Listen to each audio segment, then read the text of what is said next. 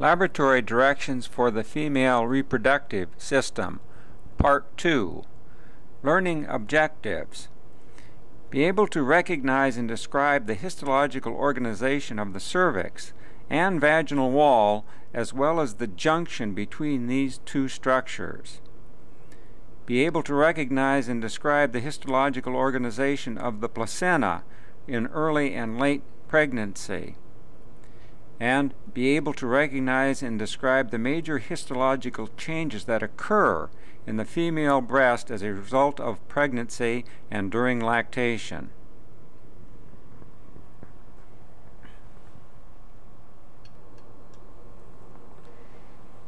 This particular section is a section through the Vaginal-Cervical Junction, and what is shown here in this vertical section, the vaginal wall is indicated by the arrow.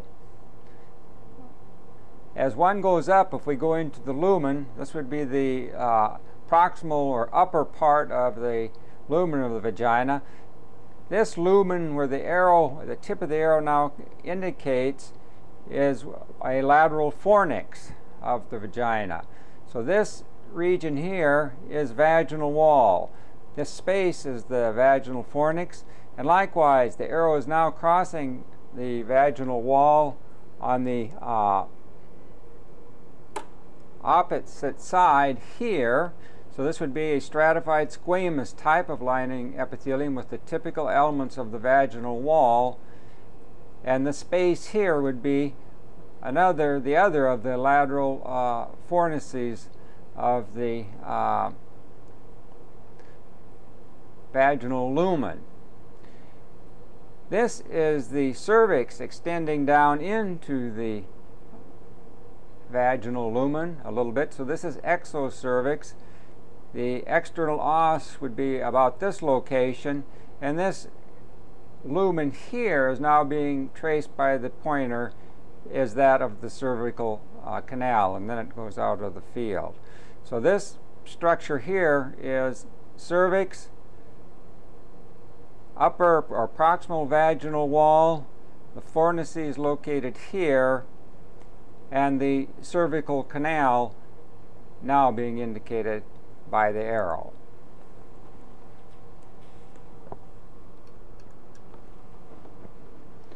This is a region through the mid-cervical canal.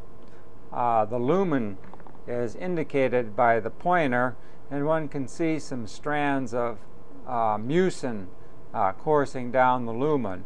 One coming from the left-hand side from the cervical glands. There's a small cluster of glands shown here, and then emptying into the canal as now indicated by the arrow. So this is a low-power view seen with the scanning objective under the microscope. The arrow now resides within the cervical canal, containing that filamentous mucin type of material, and we're coursing now towards the proximal vaginal area. This region, as shown here, is another opening which would be continuous with the large gland as shown here. This is all cervical wall, primarily a dense type of connective tissue. We're now continuing to course down through the cervical canal. Here we can see another one of the cervical glands. It will be lined by an epithelium similar to that lining the cervical canal itself, which is a tall mucus-secreting simple columnar epithelium. We're continuing to go through the cervical canal now. This would be approximately the region of the external os. And then if we course laterally, we're now into the vaginal lumen, which is this region here. We're now coursing up the external surface of the exocervix, that part of the cervix that extends down into the proximal vaginal area. And notice here we have the very abrupt transition from the simple columnar epithelium lining the cervical area to a stratified squamous, non-keratinized variety that's more typically found lining the vaginal surface. So we're actually on the external surface of the cervix, that portion that extends down into the vaginal canal. We're continuing up the lateral or the outer surface of the cervix that extends down, the exocervix. You can see that its external surface is lined by this non-keratinized stratified squamous epithelium here. The cervical wall continues to be in this direction. And if I move the field over slightly, here is the cervical canal. If we continue to course up the lateral surface of the cervix itself, we will eventually get up and we'll see a bend. So this whole area here that lies, this luminal area, is the lateral fornicle area, or the lateral fornix in this particular aspect. So if we hold the field here now momentarily, this would be cervical area here. This would be the lumen of the lateral fornix, and then this structure beginning here and going over here is vaginal wall. It'll be lined by the same type of epithelium, a non-keratinized stratified squamous. A laminar propria will be in here, and then we'll see that there's an inner circular and outer longitudinal layer of smooth muscle, though it isn't obvious on this particular preparation at that point. Then we're simply tracing it back the field down once again. If we went across the exocervix, here's the opening of the cervical canal, and then to the other side, this will repeat itself once again. There will be a lateral fornix shown on this side. So this is cervical wall here, and it's being covered by this non-keratinized stratified squamous epithelium. The lateral fornix would be this region here, and then vaginal wall going up the tissues torn there out in this particular direction. So this is the scanning view of this particular area as it is seen in its entirety, the exocervix and that junction with the vaginal epithelium and the vaginal canal.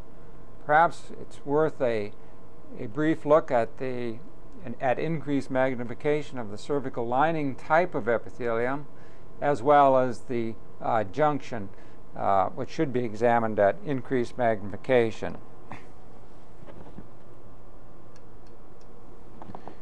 A short clip of a portion of a cervical gland showing you the tall columnar type of epithelium, and it's a mucin secreting type of simple columnar epithelium. You can see the mucin being discharged and being observed within the lumen of this particular secretory tubule. So these are the cervical glands, their appearance on this particular preparation. We're now coursing towards the lumen. We're now in the cervical lumen. And if we course up along this side in particular, you can see, once again, it is a tall columnar type of epithelium of the mucin-secreting variety. Though on this particular older preparation, it isn't as pretty as it could be. If we just go underneath it, even though the continuity of the ductal system has been lost, some more tubular profiles of the cervical glands. So these are profiles of the secretory units of cervical glands, and it's this type of epithelium that will also line the lumen of the cervix itself.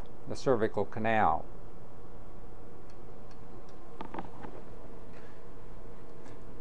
We're now approaching up into the along the external surface of the cervix, along the ectocervical area, approaching the lateral fornix. And just to illustrate the junction, we can see that it's a simple columnar type of epithelium, typical cervical epithelium. Here we can even see the remnants of a gland. And then over a very short junction, stratified squamous of the non-keratinized variety on the external surface of the cervix.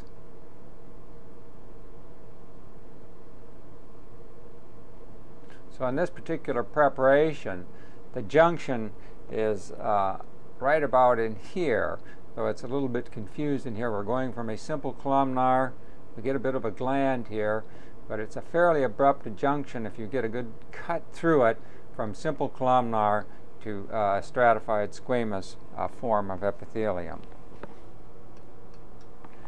This is the junction on the opposite side, or the field on the opposite side. So this, in the direction the arrow is now indicating, we're now on the external surface of the cervix, and up where the arrow is now, it's approaching into the lateral fornix. So here's the simple columnar lining epithelium, and right about at this juncture,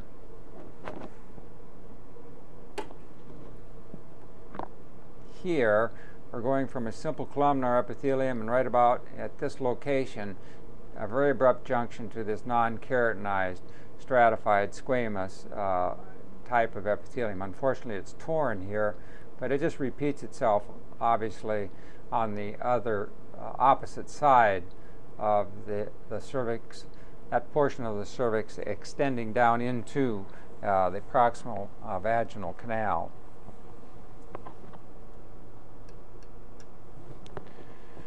This is the more recent preparation showing the cervical vaginal junction, but the specimen in which the relationships have been lost. Shown here, as indicated by the arrow, a little fold. This is typical cervical canal lining type of epithelium. At this particular point, we are going out of the external os, though I haven't shown that particular field at low power on this specimen. So this is the cervical epithelium. This is a gland that happens to be coming in. And right at the tip of the arrow is the junction, which is shown, and perhaps a little bit better than the previous specimen, to show the very abrupt nature of this particular junction. Going from a simple columnar mucin secreting type of epithelium to, over just a short couple of cell lengths, the abrupt junction to non-keratinized stratified squamous type of epithelium, as is shown to the immediate left of the arrow. So this is the cervical vaginal junction, and a fairly decent one at that. The vaginal cervical junction, or the junction of the epithelium, as indicated by the arrow. Once again, to repeat, this is just that increased magnification. A simple columnar mucin secreting type of epithelium that is typically lines the cervical canal. As it comes out of the external os, somewhere along that region, it abruptly changes to the non-keratinized stratified squamous type of epithelium that align the external surface of the cervix, that part protruding down into the vaginal canal, as well as the entire vaginal surface. And this epithelium is now being illustrated to the right of the field and indicated, or to the left of the field, excuse me, and as indicated by the pointer. So this is the cervical vaginal junction as seen at increased magnification. This is just a short clip at increased magnification of the epithelium typical of that lining the cervical canal. that is within the, beyond the external os. So we're actually within the cervical canal, the lumen of which is now being indicated by the pointer. And this small fold of tissue shows the nature of the simple columnar epithelium lining the cervical canal. It's usually a very tall, simple columnar of a mucin secreting variety.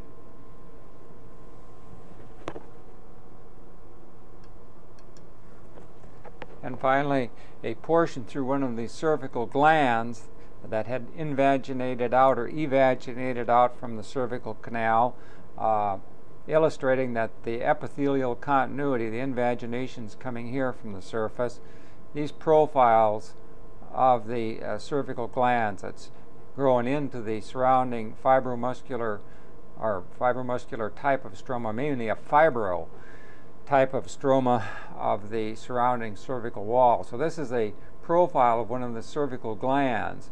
Note that the epithelium forming these glands is almost identical to that lining the cervical canal. The cervical wall, or the stroma making up the wall of this particular organ, is shown in the surrounding field. It's maybe a fibroelastic type of connective tissue. There is a little bit of smooth muscle, but not nearly in abundance like one would see in the vaginal canal or the oviduct. Just isolated, scattered, smooth muscle cell fibers. Once again, this is the profile illustrating the cervical vaginal junction, that is the junction between the two different types of epithelium as indicated by the pointer. It occurred right at this particular junction as seen at low magnification. So the cervical lumen is in this particular, towards the bottom of the field with some infoldings, lined by that typical cervical canal lining epithelium, that tall simple columnar, and this particular epithelium here is going to line the external surface of the cervix as well, looping up and over around, lining the vaginal fornix, and then finally the wall of the vagina. But this particular specimen also shows is that there was a cervical gland that grew in right at the junction, and one sees a large cyst or a fold here. This is an example of one of those Nabothian cysts, a little blister-like cyst filled with usually a type of mucin due to the secretion of these cervical glands. If one courses up a little bit, even though it's a stratified squamous type of epithelium, one can see a cervical gland that had grown down, and it's perhaps continuous over here with another one of these large cyst-like structures. Some of them can reach rather remarkable size. This is another example in the cervical wall of one of the Nabothian cysts. I'm just coursing around it with the pointer.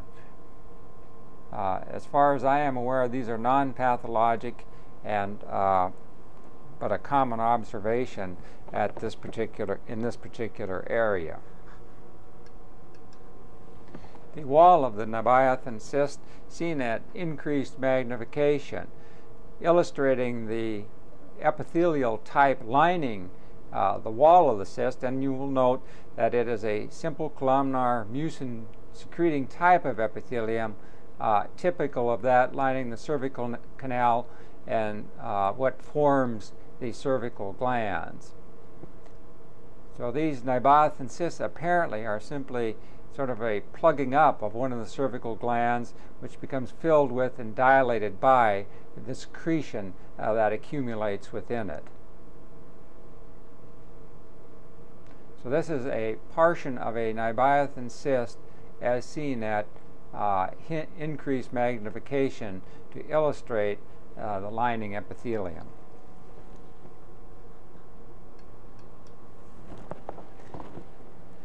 This is another visual view. This time it's a section through the entire wall of a human vagina, though just a portion of a segment, showing the lining epithelium, so the lumen is now located where the arrow is of this particular organ.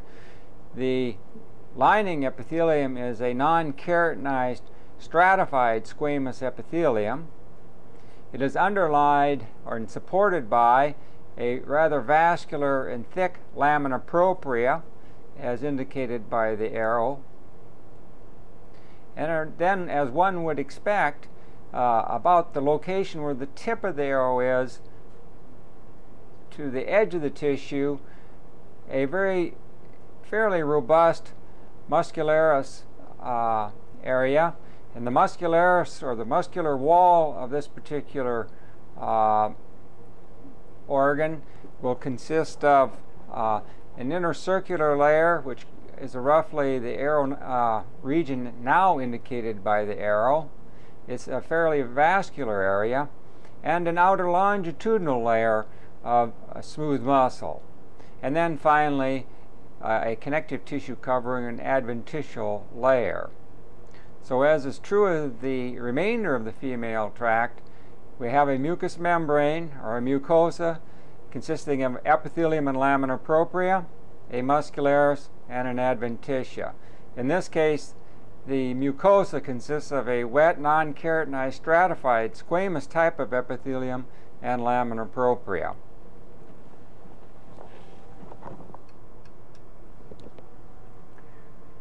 This is a section through the vaginal wall as seen with the scanning lens under the microscope. The arrow indicates the lining epithelium of the vaginal canal, which is a fairly thick, stratified, squamous epithelium of the non-keratinized variety. It is supported by a relatively thick lamina propria that is fairly well vascularized. Even with the scanning mode, one can make out numerous dilated elements of the vascular system that are containing blood at this particular point, and making their visibility a little bit easier to see. From about this point, where there seems to be a vessel coursing along the surface, this is roughly the beginning of the area of inner circular muscle of the vaginal wall. You can see a very large vessel crossing the field. And then beyond the vessel wall, the fiber direction of the smooth muscle wall changes, and there's more of an outer longitudinal type of a layering to the muscle. Also, one can see numerous vessels and nerves obviously associated with this particular structure. And here one can see, even with the scanning mode, the more of the longitudinal orientation of the outer layering of the smooth muscle wall. And then finally there would be a surrounding connective tissue adventitial type of layer. So like the remainder of the female reproductive tract, there is a mucosa or a mucous membrane, in this particular case made up by a stratified squamous type of epithelium of the non-keratinized variety, so it's a wet or non-keratinized stratified squamous epithelium, as well as the lamina propria, which is quite vascularized, as can be seen in this particular area quite well, making up the mucosa or the mucous membrane. Here are those numerous dilated vessels within the lamina propria of this particular structure. So these elements, the epithelium plus the lamina propria, equals the mucosa or the mucous membrane. The muscularis, or the muscle wall, is made up of an inner circular and outer longitudinal layer of smooth muscle, and then finally the third layer, the connective tissue adventitia, that unites this particular organ to adjacent structures.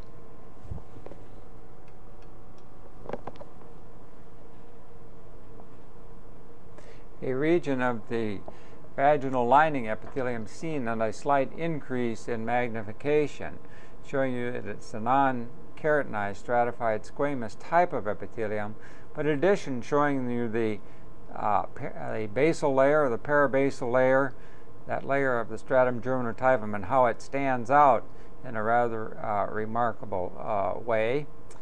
And this layer is indicated by the tip of the pointer. The other interesting feature about this stratified squamous type of epithelium is note the vacuolization of the epithelial cells, which is due to the accumulation of glycogen within these particular cells.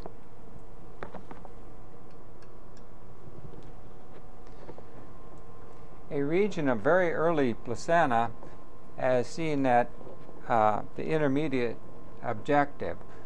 The tissue occupying the field of view is one of the villus units from the developing placenta, and one can see a relatively primitive type of connective tissue, a mesenchymal type of tissue occupying the core of this particular placental villus that's being observed, with the formation of a small blood vessel occurring at this location. Note the surrounding trophoblastic cells.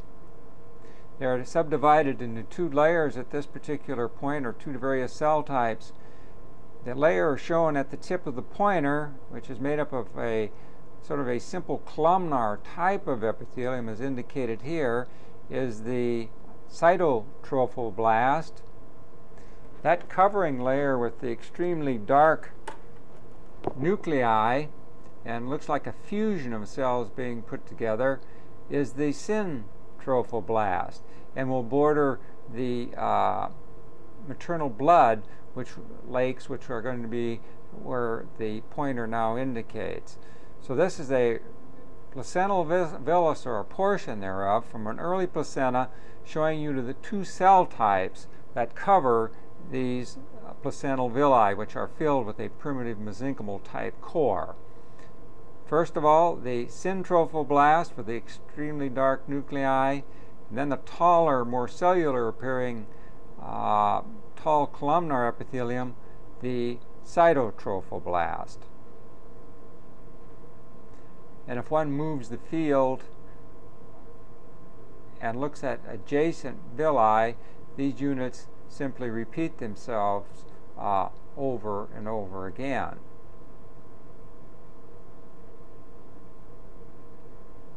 So this is a region of very early human placenta, as seen with the intermediate objective. The same region of the former placental villus at increased magnification to illustrate the cell types perhaps a little bit better of the surrounding trophoblast. The outer layer of cells, which are fusing into this mass of cells with the extremely dark staining nuclei, forms the syncytial trophoblast, whereas the underlying layer, or that layer next to the villus core of connective tissue, this cell layer forms the cytotrophoblast. Roughly a simple columnar type of epithelium that has a much more cellular epithelial type of appearance to it as compared with the overlying syncytial trophoblast. So this is the portion of the villus wall as seen at high magnification, illustrating those two various cell types associated with the placental villus. This particular field shows several portions of placental villi, but from a near-term placenta. Note in particular the change within the core of the villus, the more well-developed vascular cores within each placental villus, as well as the change in the epithelium that's covering these each of the individual placental villi. The cytotrophoblast has largely disappeared at this point, and the syntrophoblast forms the outer lining epithelium, that is the syncytial trophoblast. Note also the marked increase in vascularity of these placental villi, and note the position of the vasculature in association to the overlying centrophoblast. Looking at this particular portion of a villus, note how the capillaries have come right next to the surface, immediately underlying the overlying centrophoblast. Another example is shown here, and another fairly decent example is shown in this particular location. So there's a tremendous increase in the vascularity, as well as the positioning of these vessels, capillaries, immediately beneath the centrophoblast, so an exchange can take place between the maternal lakes of blood, which would be, as indicated by the pointer, this is the would be the maternal circulation or pooling of blood. The blood cells of the fetus, of course, are going to be housed within the small capillaries within the cores of the villi. So what we're looking at is this exchange barrier, this placental barrier between a fetus and mother, which would be localized here or right along in this particular location. This is perhaps one of the most important features to observe on these particular sections.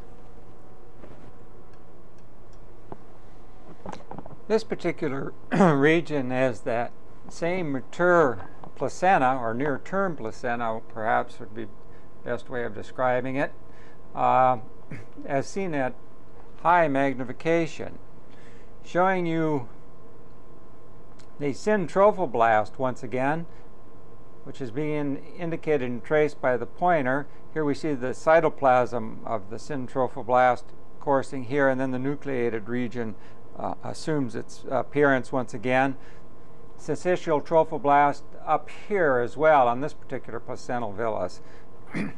However, what one should direct one's attention to is the vascularization and the nature and the position of the capillaries.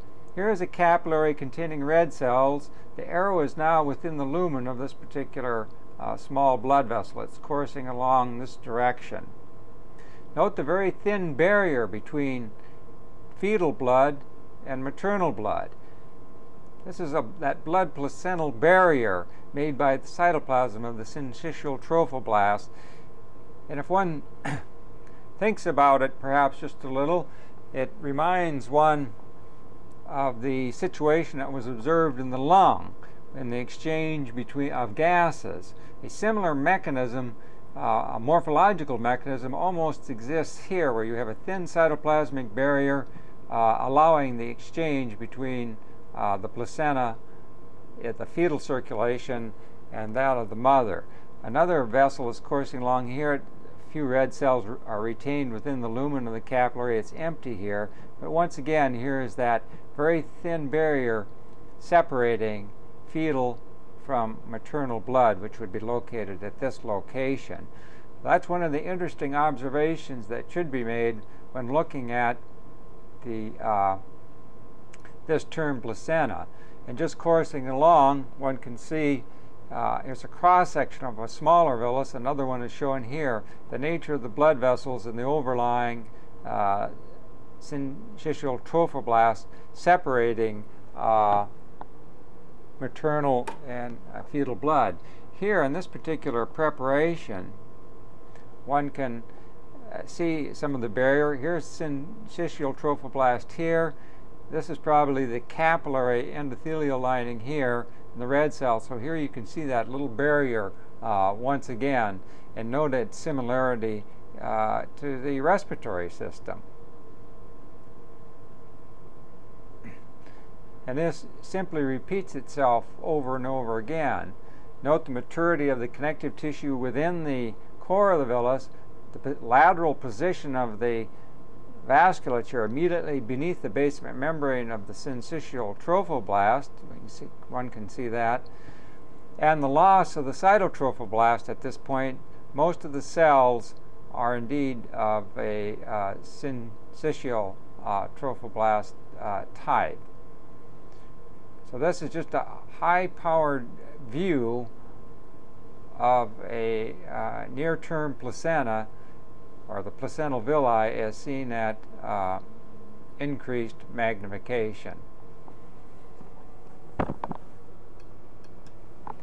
An additional term, placental villus, sort of isolated and surrounded by maternal blood, but illustrating quite crisply the features just discussed, the villus core with the contained capillaries that are now positioned immediately beneath the syncytial trophoblast. Here one can see endothelial cells, or the nuclei thereof, and the capillary wall, and its position immediately beneath the basement membrane of the syncytial trophoblast. And as one focuses in and out around this particular villus, that relationship is shown in other positions. Just to give one an idea, the thinness of this barrier between fetal and then maternal blood, which would be located here. Here's another tiny little portion of a villus illustrating those very similar features, showing the thinness of this syntrophoblastic layer. So these are fairly good examples of this particular feature that characterizes the term placenta and the exchange mechanism that occurs. This is a small region of fairly early human placenta. It's a frozen section. One is of which has been reacted immunocytochemically to demonstrate human chorionic gonadotrophic hormone. So these are some of the trophoblast cells, and the brown precipitous type of material indicates the presence of that glycoprotein, human chorionic gonadotrophic hormone. And one can see the other trophoblast type cells in this particular area are also demonstrating a positive reaction to this particular signal. Even though the specimen is a little bit twisted around and we can't get a good vertical cut through some of these structures, nonetheless, this is what a positive reaction would look like for this particular glycoprotein hormone. That sort of brown precipitous label indicating the presence, positive presence, of this particular hormone, human chorionic gonadotrophic hormone.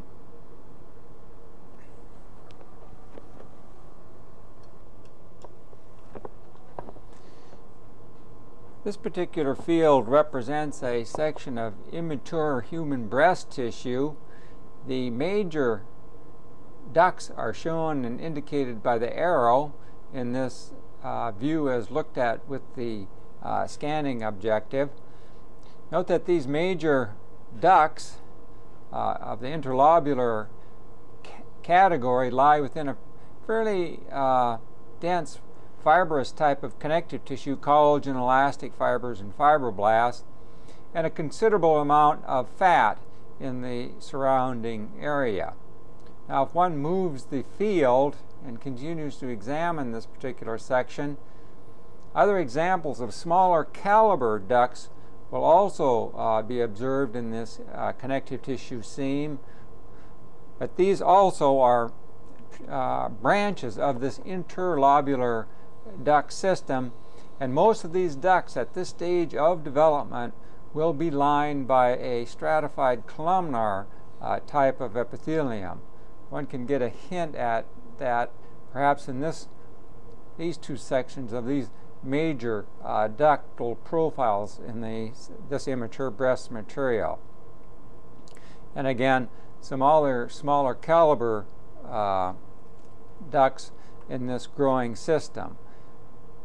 When examined at higher magnification, virtually all of these will be of a stratified columnar nature at this point in development, again indicating that these are major ducts and form the interlobular system, which will, smaller caliber ducts will then develop from this ductal group.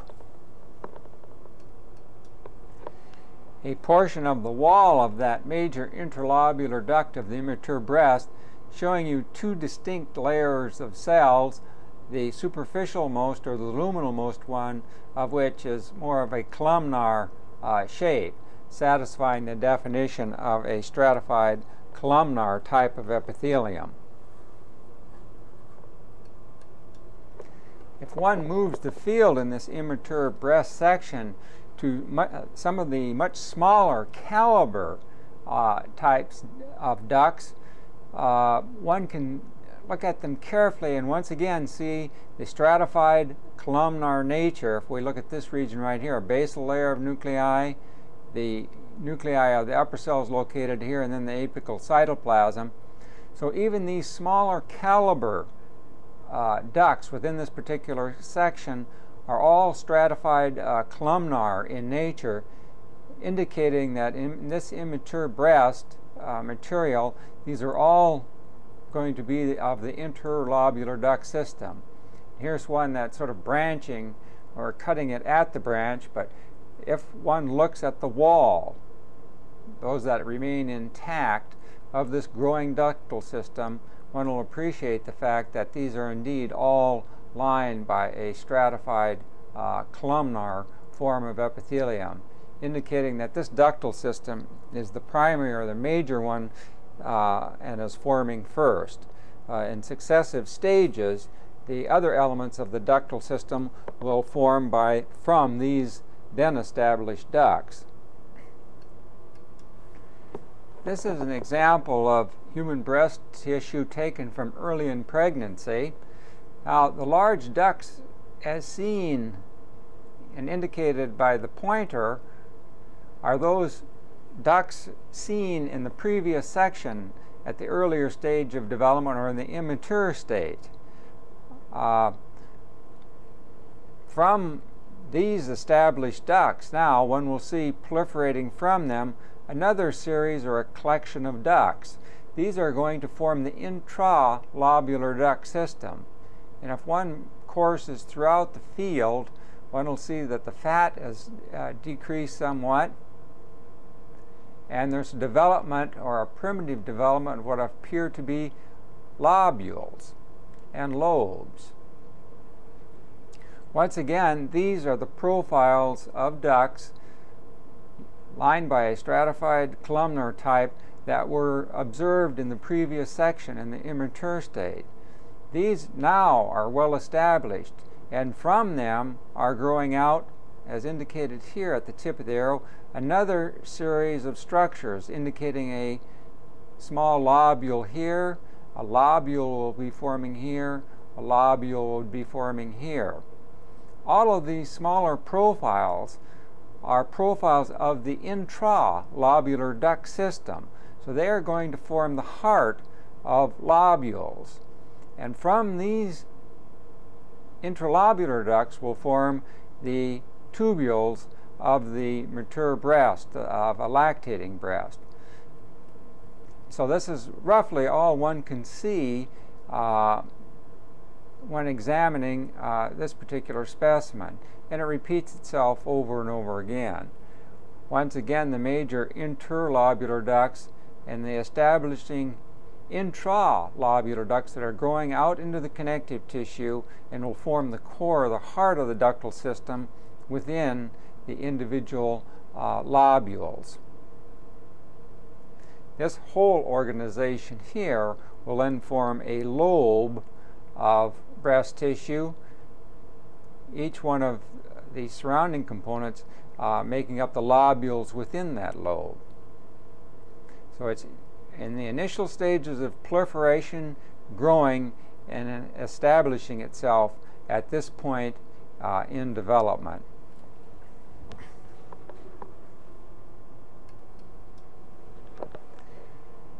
This now represents a section through a portion of mature lactating breast tissue. At the tip of the pointer is the main duct of this particular lobe, or an interlobular duct. This would be the ductal system established in slide 1, which originally was lined by a stratified columnar type of epithelium. Now, extending from it and growing during pregnancy is the intralobular duct system. A profile is here, and a profile is growing in this particular direction on this one. So this would be those elements that were being established on slide number 2 in the pregnant breast. All of this material in this lobule, these secretory tubules, this is obviously a compound tubular alveolar type of gland. Well, these tubules forming this small lobule have grown out from the intralobular duct. And you can see here's where some of the secretory tubules are actually joining this intralobular duct system. So this is the trend or the tendency that one should observe, that sequence of events. An immature breast, what happens during pregnancy, and now what the breast would look like in full lactation. If we move the field slightly, similar events are observed, but in cross-section. So this would be the major interlobular duct, stratified columnar lining that was seen being established in slide number 1, the immature breast, and growing from it, here's a little profile, would be the, even though it's in the connective tissue a little bit, the intralobular duct system, but this is the ductal system that's being established, and then it would split and go into the heart of these smaller lobules, as indicated here, and then from around it, this intralobular duct system, the tubules late in pregnancy and early in lactation will develop and start in the production of milk in the postpartum period, a few days thereafter. So this is a sequence of events best seen with the scanning power that one should appreciate on this particular set of 3 slides. A region of some of the secretory tubules of lactating breast seen at high magnification. One of these tubules is shown here, another here, another here, and another here, and so on and so forth. Note that in some of the epithelial cells, one can make out what appear to be lipid droplets within the apical cytoplasm. And some of these, of course, will also be found within the proteinaceous secretion within the lumen. Like here, it looks like a little fat droplet at this location. Sort of matches what's seen and within the epithelium itself that are being secreted and are part of the milk system, or the maternal milk. Probably protein that forms this reddish cast that's precipitated out, but even in that, one can make out occasionally these light, clear areas of a lipid, what appears to be a lipid type of material. So these are some profiles of the tubules of lactating breast as seen at increased magnification.